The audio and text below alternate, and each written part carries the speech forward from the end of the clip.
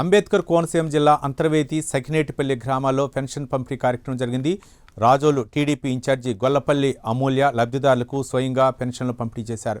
వృద్ధులు, వితంతులు, దివ్యాంగులకు పెన్షన్ అందించి వారి యోగక్షేమాలు అడిగి తెలుసుకున్నారు. ఇక ప్రతి ఇంటికి సంక్షేమ ఫలాలు చేరేలా ప్రభుత్వం కట్టుదిట్టమైన చర్యలు తీసుకుంటోందని ఆమె తెలిపారు.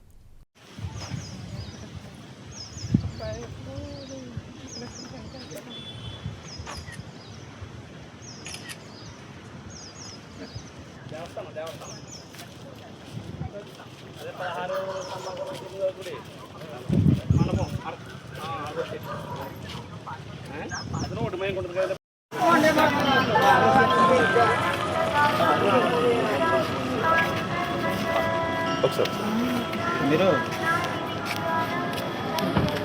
బస్సు రావాలి సీనియర్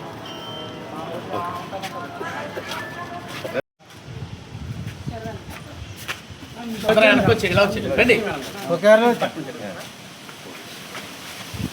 వచ్చి నాన్నగారు బాగుంది అందరూ ఓకే.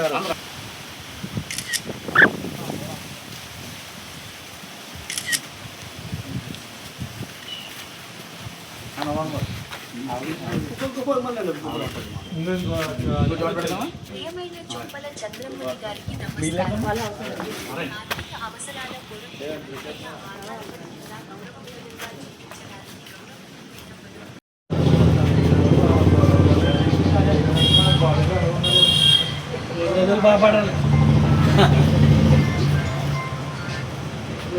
రోజులకి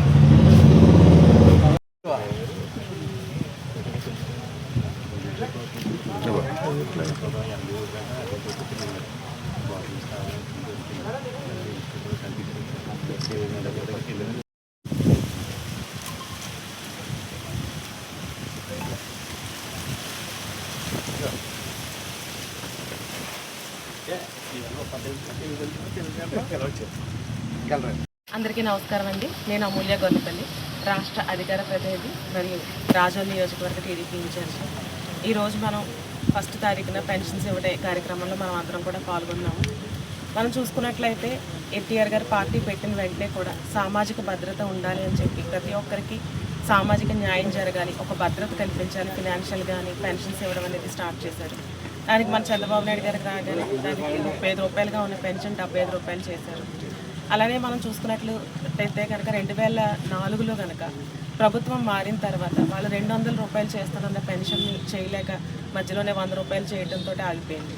కానీ మన చంద్రబాబు నాయుడు గారు మళ్ళీ ప్రభుత్వంలోకి రాగానే 2014లో దాన్ని 10 టైమ్స్ పెంచుకుంటూ 1000 రూపీస్ చేశారు. అలాగే ప్రభుత్వం ముగిసే నాటికి అంటే 2019 నాటికి 100 రెట్లు చేసుకుంటూ దాన్ని 2000 రూపాయలు చేయడం జరిగింది. ఆ తర్వాత మనం చూసినట్లయితే సుమారు 3000 రూపాయలు చేయడానికి 5 సంవత్సరాల కాలం పట్టింది. ఏదో మమ అని పెంచాలి కాబట్టి పెంచే ధోరణి అయితే మనం చూసాం.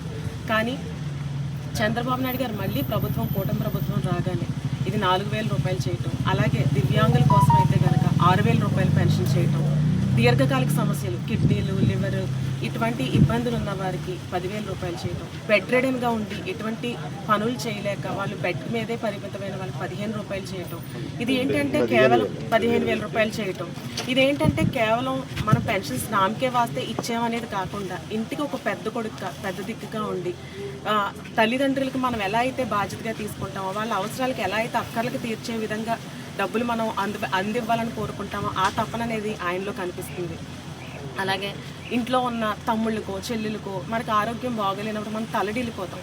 అదే రీతిలో ఆయన కేవలం ఏదో ఇచ్చామన్న పేరుకి మమ అనిపించుకోకుండా వాటి అవసరాలకు అనుకోకుండా హెల్త్ బెనిఫిట్స్ కూడా చూపిస్తూ ఓ పక్కన CMRF ఇస్తూ ఈ పెన్షన్స్లో కూడా వాటికి మెడిసిన్స్కి రెలవెంట్గా అమౌంట్ సరిపోవాలన్న ధోరణిలో పెంచుకుంటూ వెళ్తాం. ఈవేళ చూసుకున్నట్లయితే 65 లక్షల మంది మన రాష్ట్రంలో ఈ పెన్షన్ అనేది లబ్ధిదారులు ఉన్నారు. ఇటువంటి మంచి ప్రభుత్వంలో మనం అందరం ఉన్నాం. ఇటువంటి మంచి సేవా కార్యక్రమంలో మేమందరం కూడా పాల్పంచుకోవడానికి ఇవాళ మాకు చాలా చాలా సంతోషంగా ఉందండి. చూసినట్లయితే ఇక్కడ ఈవిడ సంతోషాన్ని మాటల్లో వ్యక్తపరిచినాం. ఆవిడ చెప్తున్నారు మాకు చాలా ఆనందంగా ఉందండి, ఈ డబ్బులు తీసుకోవడం వల్ల మేము తలెత్తుకుని ఉన్నాము, ఎవరి దగ్గర చెయ్యి చాపాల్సిన పని లేదన్నారు. దీనికి కేవలం మన కూటమి ప్రభుత్వం ద్వారానే సాధ్యమవుతుందండి. ఇటువంటి ప్రభుత్వం ఇంకా కొనసాగాలి, దీనికి మన అందరం కూడా నిరంతరంగా కృషి చేయాలని అందరికీ కూడా చెప్తూ సెలవు తీసుకుంటాం. Thank you.